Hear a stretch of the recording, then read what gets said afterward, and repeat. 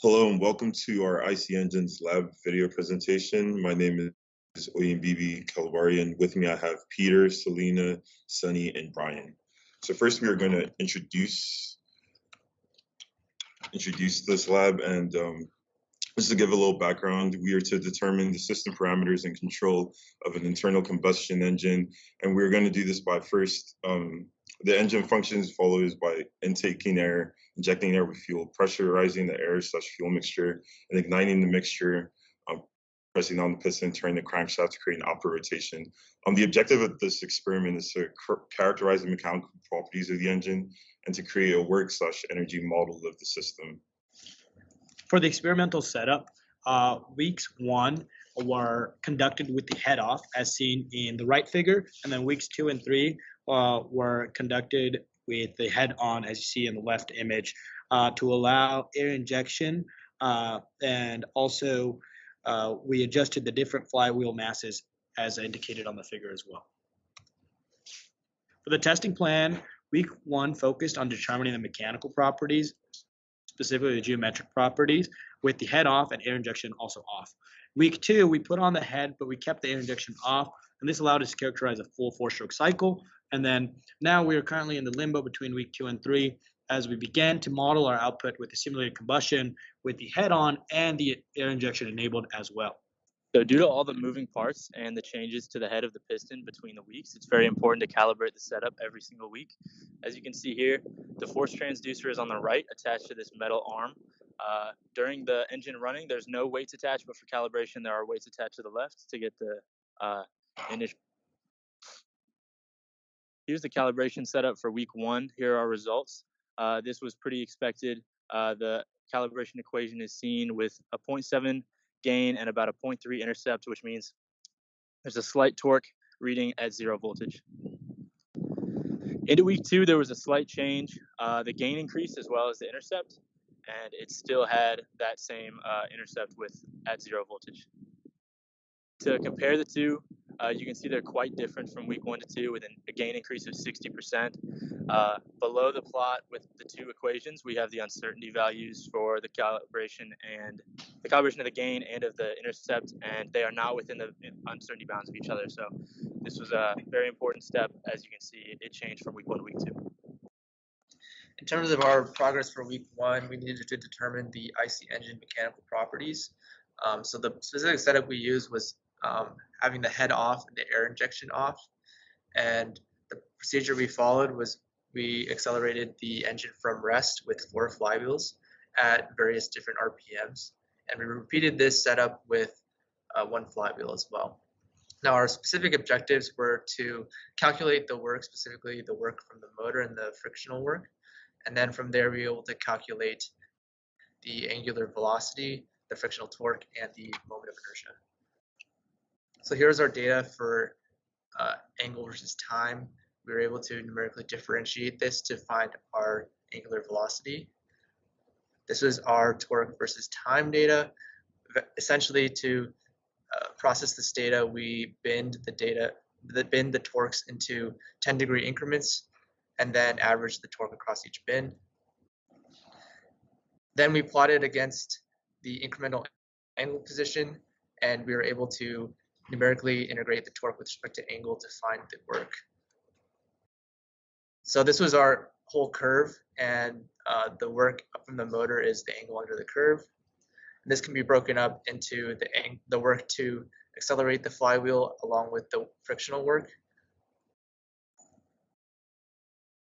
So in terms of the work of the piston, we were able to assume that the work of the piston is negligible just because the positive acceleration and the negative acceleration of the torque cancel each other out. Now, given all of these, we were able to find the moment of inertia given in this equation because all the other values are known. So here are our values for moment of inertia. We were able to find that the experimental moment of inertia is different from the theoretical moment of inertia, and this is most likely due to the fact that the piston and crankshaft inertia are not accounted for in the theoretical value.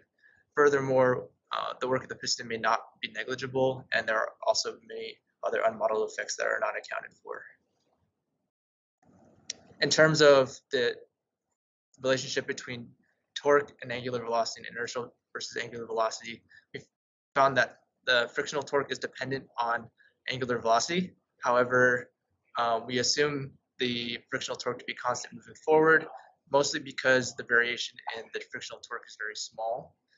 Furthermore, the inertia is independent of angular velocity, and this is expected because mass doesn't change among the different trials. Now with these mechanical properties determined, the next step was to characterize the full 4-stroke cycle of the engine. And for these experiments, the setup was different in that the head of the engine was placed on, meaning that the work of air is no longer 0. However, air injection was still kept off. And the procedure was very similar to that of week 1, except for instead of trials with 1 flywheel, it was done with 0 flywheels. And a lot of the assumptions were the same from week 1, except for the objective now is to calculate W air for each stroke. So here is the torque versus angular position data given the 4 flywheels. And you can see that across all the RPMs, but especially at the low and medium RPMs, the data is very noisy and it is difficult to distinguish between the peaks and the noise. But in comparison with the 0 flywheel data, there's much less noise and it is therefore much easier to identify the peaks, especially the highest torque peak that corresponds to the compression stroke of the cycle. So with this data now gathered, we were able to conduct some experimental calculations done by first segmenting the cycle into each of the 4 strokes. Then the work from friction and the work of the motor were calculated exactly with the same methodology that was done in week 1. Again, the work of the piston and work discrepancy were assumed to be negligible. And again, the moment of inertia was used to calculate the change in kinetic energy of the flywheels, giving work air as the only unknown, which can be solved for using our energy model. Then to also get some calculations according to the model, we know that the work of the air in the intake and exhaust cycles is equal to 0 because the valves are open during these cycles, and that the work of compression and ignition is not the work of the air for these strokes is non-zero. Because these are adiabatic processes, we can assume that the temperature is constant, which allows us to apply the equations as seen here and find the work air for those strokes. Then using these values, we determined work discrepancy, which was the difference between the experimental and model W air values. And these results are shown here.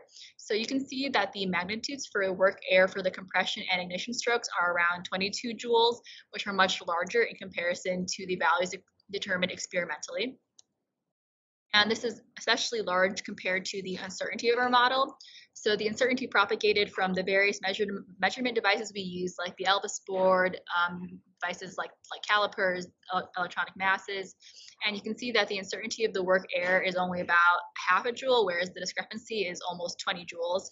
So this shows that we likely have some unmodeled and/or poorly modeled effects. And it is likely that the seal for the engine head was not airtight, leading to the fact that our work air values determined experimentally are much smaller in magnitude than what was expected. And these are some uncertainty number lines that show how these model values are far outside the bounds given by the uncertainty for the experimental ones. Moving forward to week 3, our objective is to model the engine output with the simulated combustion. In order to do this, our setup is going to include the head, which implies that there's going to be non-negligible work from the air. And now we're also enabling the air injection as well.